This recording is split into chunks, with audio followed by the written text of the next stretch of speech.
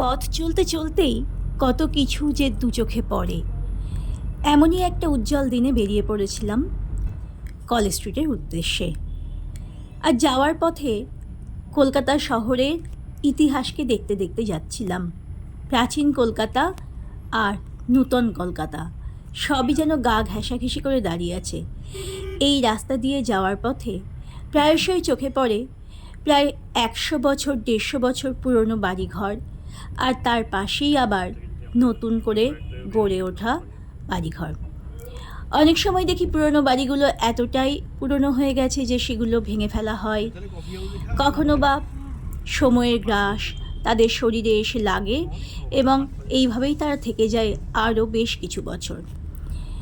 এইভাবে চলতে চলতেই অদ্ভুত এক মায়ায় জড়িয়ে যাচ্ছিল কলকাতা শহর। এই শহরে 100 বছর আগেও কিন্তু মানুষ থাকতো, তাদের জীবনযাপন ছিল একদম অন্যরকম। আর এখনকার জীবনযাপনও অন্যরকম। আমরা এই তফাৎটা হয়তো বুঝতে পারি না, বুঝতে পারি যখন সিনেমা দেখতে থাকি। আর এইভাবেই পথ দেখতে দেখতে আমরা এসে পৌঁছালাম কলেজ স্ট্রিটে, যেখানে অনেক পথ আরও খুলে গেছে চারিদিকে। সেগুলো হলো জ্ঞানের পথ অথবা জানার পথ।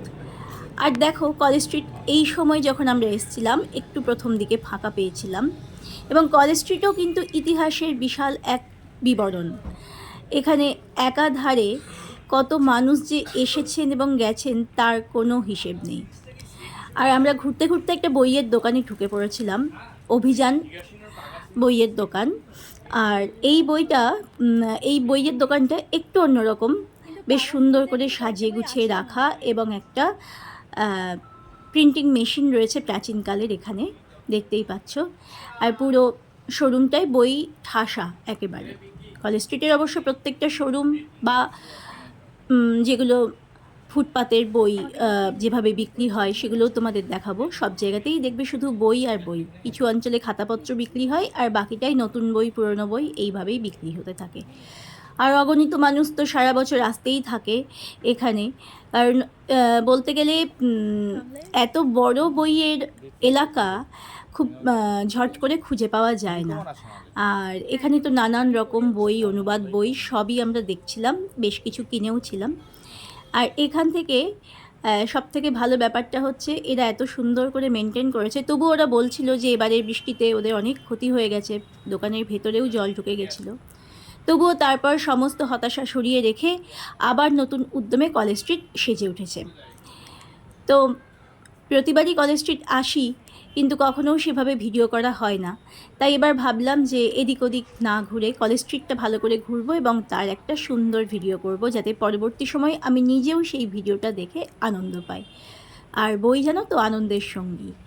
তো এইভাবে হাঁটতে হাঁটতে দুপুর হয়ে গেছিলো, আর তারপর আমরা চলে এসেছিলাম একটা বাঙালি খাবারের দোকানে, মহল, একদম কলেজ স্ট্রিটের গা লাগা, যেখানে তোমরা ছবিতে দেখতেই পাচ্ছ যে আমাদের প্রিয় ব্যোমকেশ বক্সীর রচয়িতা শরদিন্দু তিনি এসেছেন, এবং আরও এখানে দেখতে পাচ্ছ বনলতা সেনের রচয়িতা জীবনানন্দ দাশকে, এবং অনেক জ্ঞানীগুণী ব্যক্তি এখানে এসে খেয়ে গেছেন। এদের ফিশ কাটলেটটা দারুণ খেতে, তার শর্ট ভিডিও তোমরা হয়তো আমার চ্যানেলে ইতিমধ্যেই দেখে নিয়েছো।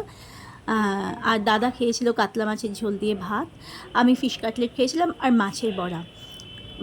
ভদ্রলোক যিনি ওনার ওখান, তার কয়েক পুরুষের এটা দোকান। তো বলেন যে প্রত্যেকদিন সকালবেলা উনি নিজেই বাজার যান, বেছে মাছ কেনেন, এবং বলছেন বাজারটাই কিন্তু আসল রান্নার মূল রসদ, কিন্তু ভালো বাজার। তো তারপর আমরা আবার বেরিয়ে পড়লাম, এবং এখন কলেজ স্ট্রিট পুরো জমে গেছে, পুরো রাস্তা জুড়ে ভিড় মানুষের। বই রয়েছে, খাতা পেন বই সমস্ত কিছু, এবং নতুন পুরনো বইয়ের এক অমূল্য সম্ভার। তার নাম হলো কলেজ স্ট্রিট, কলকাতার অন্যতম দ্রষ্টব্য স্থান। এবং তারপর আমরা চলে এসেছি কফি হাউসে। আর এই কফি হাউসের নতুন একটা দেখলাম প্লেট বসানো হয়েছে নামে, দেখতেই পাচ্ছ ভেতরটা। কফি হাউসের আড্ডাটা এখনও শেষ হয়নি, এবং এখানে এখনও নতুন নতুন মানুষেরা আসেন আড্ডা দিতে, আড্ডা জমান। পুরনো মানুষরা তো রয়েইছেন। তো কফি হাউস নিয়ে মান্নাদের বিখ্যাত গান শোনেনি এমন বাঙালি বোধহয় ভূভারতে খুব কমই আছে। আর ওখানে আমরা খেয়েছিলাম ডবল ডিমের অমলেট আর কোল্ড কফি। এই দুটো কিন্তু কফি হাউসের একটা দারুণ খাবার, যেটা কখনোই পুরনো হয় না। আর তারপর এখান থেকে বেরিয়ে আমরা পাশের দোকানে চলে গেছিলাম, চক্রবর্তী অ্যান্ড চ্যাটার্জিস। যারা কফি হাউসের যাও বা আশেপাশে কলেজ স্ট্রিট যাও তারা সবাই চিনবে। আর আমার যারা সাবস্ক্রাইবার বন্ধুরা দূরে থাকো তাদের জন্যই মূলত এই ভিডিওটা আমি করেছি। আর এখানে এসেই আমরা আবার বইয়ের সম্ভার দেখতে পেলাম। আর এই দোকানটা একটা বিশেষত্ব দেখলাম, প্রথমেই দেওয়া রয়েছে প্রফুল্ল চন্দ্র রায়ের নাম, এবং তার প্রতিষ্ঠা করা বেঙ্গল কেমিক্যালেরই একটা অন্য উদ্যোগ ছিল এই দোকানটা প্রতিষ্ঠা। তোমাদের প্রথমেই আমি দেখালাম ওটা। তো এটা একটা অন্যতম জানার জিনিস, যেটা আমি জানতাম না। অনেকবারই এই দোকানে এসেছি, কিন্তু এই বিষয়টা আমার চোখ এড়িয়ে গেছিলো। তো তোমরা দেখতেই পাচ্ছ, যে কোনো দোকানে গেলেই তুমি কলেজ স্ট্রিটে এরকমই দেখবে, দেশি বিদেশি নানান রকম বই।